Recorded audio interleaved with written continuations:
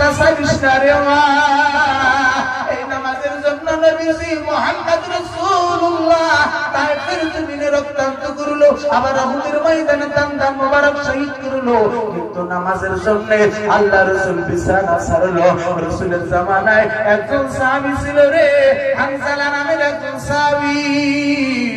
সাহাবীটা রাসূলুল্লাহ ইন্তেকালের কথা শুনে না উহুদের ময়দানে ঝাঁপায়া লাফায়া পড়ছিল। একটা উদ্দেশ্য, কোরআন যেন দুনিয়া থেকে নিস্তেনাবুদ না হয়, নামাজ যেন বান্দা কাশবে। আসো যারা তাদের জন্যে কাঁদেন নবী মদিনা, তাদের জন্যে কাঁদেন নবী মদিনা।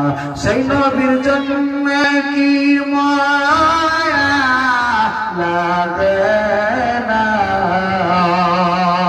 আরে আমার নামাজ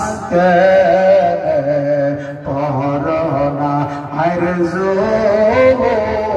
নামাজ কেন পড়ো না, আরে মা বোন নামাজ কেন পড়ো না।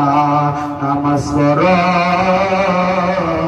রোজা রাখো যুবক ভাই, কোনদিন জানি এলেন হবে যুবক নাই রে নাই, কোনদিন জানি এলেন হবে যুবক নাই রে নাই।